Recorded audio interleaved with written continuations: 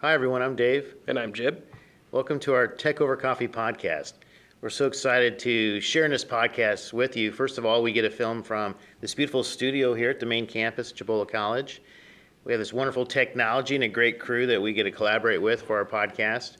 We get to talk about some cool technology, business concepts, some current events in the marketplace, and kind of connect them to topics we share in our classroom environment with the research that we work on. There's a lot of neat stuff. One thing is we're getting ready to have this big cybersecurity program push. So that's something that's been passion of ours, cybersecurity, and we're utilizing these pillars of digital forensics, of network security, and server administration, which really is just a fancy way to say the cloud environment, hosted by servers.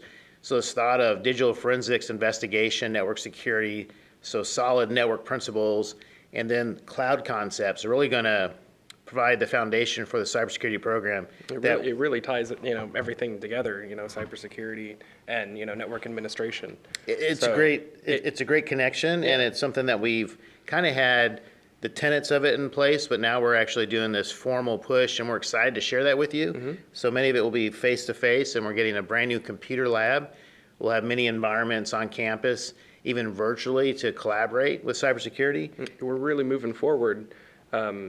With all this cybersecurity stuff, because it helps the job market that we're in. We're just very untapped right now, and having all this opening allows us to get in there and start messing around and having all these cool computer classes, and opens up a lot of skill areas that people don't realize that they have or have an interest in. Yeah.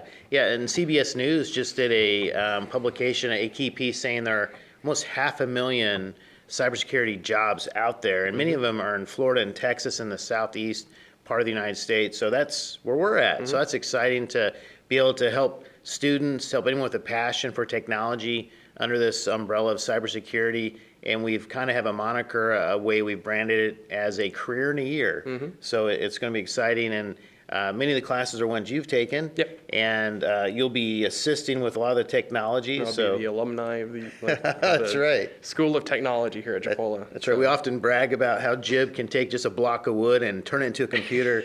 So we'll be able to champion that passion and expertise. So that's cool. It's really cool that we're, us being Chipola College, that we're really in the center of everything. We're in mid-Florida. It's not mid-Florida. It's mid-Panhandle of Florida. We're right in the middle of everything, and it's a very untapped area for people to come over here and express their skills and their interests in computers and network administration and cybersecurity. So, and our location's ideal. I agree. We're kind of in this mid part of the Panhandle. But we also have Alabama and Georgia, right just down the road, or up the road, if you will. And so those are some big areas with some big cities. So students, I think, get a wonderful tuition discount if you're in Alabama or Georgia. Yeah, so the tri-state area. The tri-state area. So this is something that's open to all of our colleagues, all of our constituents, regardless of where you reside. I think the best rate is definitely in Florida, Georgia, Alabama. But we've had students who are international and ones throughout the U.S., and we've even had people in the military who travel abroad. So exciting. And we have to also mention our fifth in the nation ranking for our School of Business. This technology is just one aspect of our School of Business. And that ranking is for quality and affordability. So that's something we're excited about continuing to champion throughout our collaborations and sharing all the good stuff that we're doing. So I had to get the podcast started with that, Jib, and it was great that you jumped in there with your thoughts and perspectives. And we've been planning for this podcast. We have some neat topics to look at, and we'll see how many we can get through today. One big thing that just happened recently, I think it was last week, mid-last week, is the reports of China's dubbed crypto crackdown. So they've been limiting crypto transactions within China for I think a couple months now, and they're really starting to get down and dirty by telling banks not to accept any crypto transactions and not to have any hand in crypto. And they don't really explain why either. It's kind of a weird gray area for China, especially because there's so much energy in China for crypto mining, and we're talking about Ethereum, Bitcoin, Litecoin, even Dogecoin, since that had a big boom recently. But ever since the giant crash of the crypto market, things have been like really rough for China. So that they started cracking down on these transactions with banks, and people are really not liking it. Hence why there's been so much uneasy energy about crypto recently. Yeah, so you mentioned the energy. I think you're kind of alluding to just the following those who are interested in the crypto, but the energy side, which is a topic that you like Yeah. as well.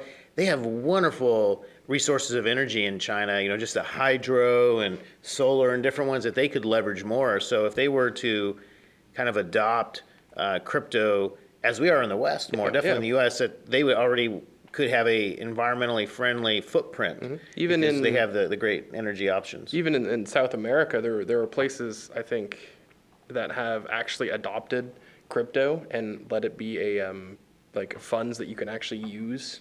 Legal tender is what it's called. And China has gone and said no. And even India, right next to China, has been limiting crypto, and is even going to follow through with the straight out ban. Wow. So it's really surprising to see that from one of the biggest areas that there is for crypto. And a lot of people are starting to add air flight or airlift all of their miners out of China. So that could give us in the West some momentum with the crypto environment, maybe some money, resource, talent will kind of head our way. So As crypto is dropping in price, even miners are dropping in price. I think that we could, like pretty much, if we changed our electrical infrastructure, as we were talking about in the last podcast, to more green, healthier energy. nuclear is one that you champion, right? Absolutely, nuclear power. Like the French. I mean, they're already. Yeah. As soon as we start going green, this is a lost opportunity for China, because we can champion cryptocurrency and actually make it like a very profitable and forward like currency that we can use. There might be ways, even though it kind of goes against the whole crypto movement, but there might be ways to tax it, and you could make money off of it. So there could be benefits to regions. Even though that's not something that we would vote for, but there could be ways that governments could benefit from it. It's kind of a gray area for us. Right. We kind of like the privacy of cryptocurrency. We kind of want to keep it to ourselves. Right. But if it gives us the opportunity to increase our economy, increase the health of our economy, and it helps us move forward in technology and even electrical power, I think it's a great idea to take the loss of China and turn it into our own, so we can champion that. So yeah, and the marketplace is becoming more competitive. Yeah. This could be an advantage. And for nationally competitive. You don't often see that between countries, because you got those transfers between different currencies and whatnot, whereas cryptocurrency is throughout. It's national. It's global. So that's you don't see that. We don't have a global currency, whereas cryptocurrency kind of fills that void for us. So Yeah, probably the closest thing to global currency would be the U.S. dollar. But, if you want to, yeah, sure. I mean, it pretty much is. Yeah, but everybody compares their currency to ours. Yeah. So since we champion one of the strongest economies in the world, so. Well, cool. Yeah, so that could open up some doors. Yeah, honestly, and I'm very excited to see where we go with this, especially because we're going green with our energy. So. Right, and the current administration definitely will embrace that even more, it seems. So this could be a time for those who support that green movement to make it happen. I think there was I think Apple is receiving flack for some of the things that they're doing over in foreign countries, in the way that they're producing their phones and their products. They're using very unhealthy and non-environmentally healthy friendly tactics. So they're doing things that hurt the environment. Yeah, absolutely. And so they're receiving flack for this, and not only by the manufacturing of their products. And me, I'm not that friendly with Apple. I'm not a big fan of Apple, but a lot of their. Well, you're a Droid guy, right? Yeah, I'm a Droid guy. Not only that, I love Windows. We even have news about Windows later. But they're receiving flack because they're starting to limit some of their operating systems, and you can no longer sideload apps onto your phone anymore. So you can't. There's no like open source process that you can go into your phone and use. It's all just regulated through Apple. And through the App Store. Yeah, and it seems that they're kind of like killing their competition or not their competition, but they're kind of limiting. They're hurting people. themselves. They're hurting themselves. Yeah, and you can kind of see that. I think more in the future, and even in the past, they're trying to limit what you can do with their products as much as possible, so they can gain as much money and profit as much as possible from their customers. And since the whole Apple thing is A touchy subject. yeah, it's a touchy subject, but the more that Apple products you have, you're going to be a returning customer. Absolutely. Apple products have a good reputation, but the more restricting they become in the future, I believe that Android and Windows will champion the open source atmosphere of the tech world. So I kind of travel in both worlds. I love the PC environment. I have an Alienware that I like to use for a lot of work, and love the Microsoft operating environment. Cloud is a great environment for storage. Everyone kind of utilizes the cloud. I'm comfortable with the Microsoft Office suite, but I do for my smart devices, for my phone, I do like the iPhone. And so I will always buy the iPhone, unless something drastic changes. It's tough because Apple kind of has a monopoly, so they can act in a way, like you were saying, that hurts competition, but almost hurts them. There are actually these steps in the long run could hurt them even more if people are on the fence if they should go to a Droid or if they should go to a PC, say, and leave that Mac environment. It's challenging. They are kind of just leveraging that they're the main show in town. And you kind of can't blame them too, because they offer good products. They do. That's the thing. They do. It's like you're going to have returning customers because you offer good products, but how long? How much are you willing to go to restrict them as much as possible while offering your good product? And the Macs are often good for video edits, for developments, work environments. And that's an area that you have a passion for. Absolutely.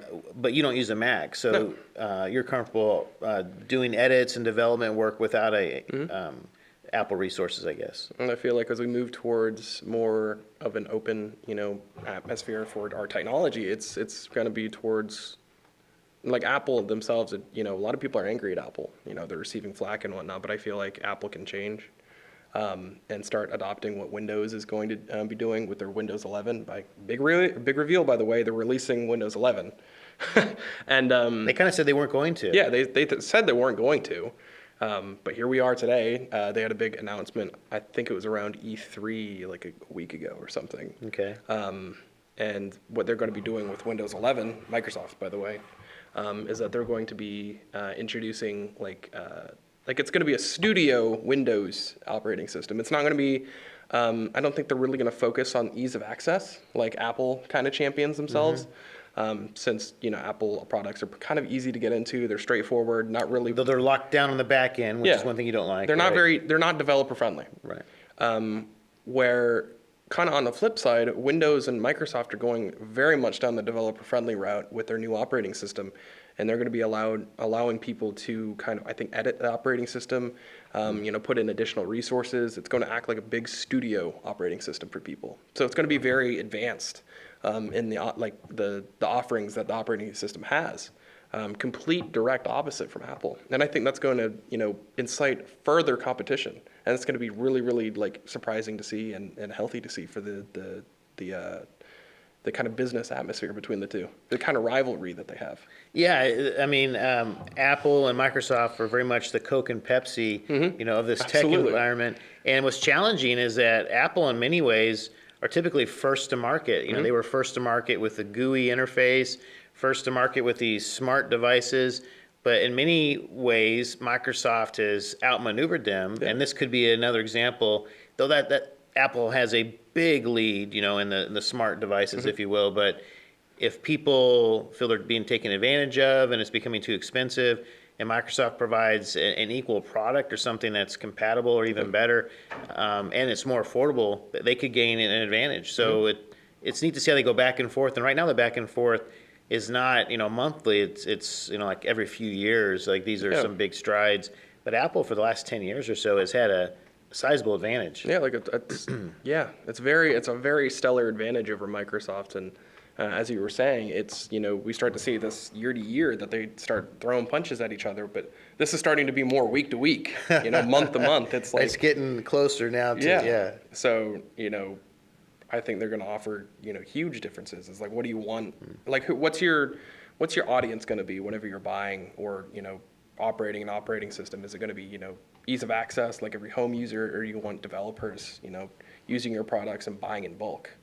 So, And Apple's history has been with developers. Yeah, So now it's interesting to see the shift a little bit. I kind of find it funny over the past years that we've seen like non-Windows products being developed in Windows.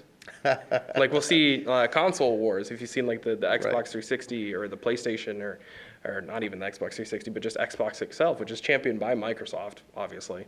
And then you got the PlayStation, the Nintendo, like all the operating system. They're made mostly in Windows. And then I say mostly in Windows, but a lot of consoles and I think Mac itself is based off Linux. So it's kind of funny to see how much Microsoft is really leaning into their developers and trying to not only profit off of them. I don't think they'd be interested in like making as much money as possible, but they're wanting people to be more creative with their platform. And you can even see that through their VR. It's honestly amazing to kind of sit back and see Microsoft do its own thing. Yeah, VR, we were talking about that a bit as we were preparing for the podcast. Yeah. The thought that like TikTok just came out saying that they're going to have these micro videos within videos. I think the technology is called Jump, where we're going to be inundated with advertisements. So smaller videos, maybe our video within a larger video that could be a shared video. They're really drilling down, and that's very creative. Almost makes you pause and think, where are we headed? Yeah. Is it going to be nonstop advertisements? Is it just going to become noise? Is it going to get in the way, or is it actually going to help us, competitively? That's right. So the VR, there's some of that we talked about as well. These advertisements that might become more frequent in a VR environment. Facebook engineers came out and said that they wanted to introduce advertisements into some of their Oculus VR software, which is like you're going to open up your Oculus app and you're going to see, like it's going to make you pause for 30 seconds and watch like a Netflix ad or something. It's going to be so like, but they completely like, I think like whatever, 10 minutes or an hour after they said that, they completely turned around and retorted that. And they were like, no, I don't think we're going to do that anytime soon. So they realized they were threatening their entire, like their whole platform. So it was kind of funny to see. So we talk about tech leaders. Tesla, I mean, you look at Elon Musk really doing some creative things. We talk about Elon every other week or so, if not every week, in the thought of his energy into deep space exploration. Tesla, I love his thought with Tesla. You read about some of the research. They're looking at solar panels. Can you imagine driving a vehicle that, one, you don't need gas, don't need fossil fuel, but you don't need a charging station. Has a giant solar panel attached to it. It just charges itself. Can you imagine? Yeah, hey, you're just driving down the street and it's already charging itself. So it's like you don't have to pay for gas. You can just charge it while you're driving. That's right. So someday people are going to, generations from now are going to think, what? They had to stop and put some liquid in their vehicle so it'd run? Yeah. And then the thought they had to stick a wire in it. So it's just going to take care of itself. Yeah. Talking about being like electric vehicles and whatnot, as we were saying earlier with, China focusing on, the crypto crackdown, their plan was to be carbon neutral by 2060, which means that they weren't really focused on, making environmentally healthy, ventures into electricity. So we're kind of more focused, I think it was 2030 or 2040 that we're trying to push for more nuclear reactors so we can, take a page out of the book from France. So I think that would help us in our, whole crypto debate, and also with electric vehicles. Yeah, so it's exciting to kind of see how the competition in the marketplace, as you alluded to earlier in our podcast today, that the nation states themselves are competing. Just kind of we're seeing how China's taken maybe a backseat to, and that could be an advantage for the West. Yeah. So some neat topics. I think something we have in for our next podcast. So we'd like to talk about the history of the naming behind Tesla. That's kind of cool. Not only that, but like other electric vehicle naming schemes and whatnot, and how we've took some influences from the past, with electrical engineering and stuff like that. Even making some EV trucks. So that sounds exciting. Since a lot of our technology has come from influences in the past, we may as well, look to the past to see in the future. That's cool. Yeah. All right, Jib. It was a pleasure, man. Yep.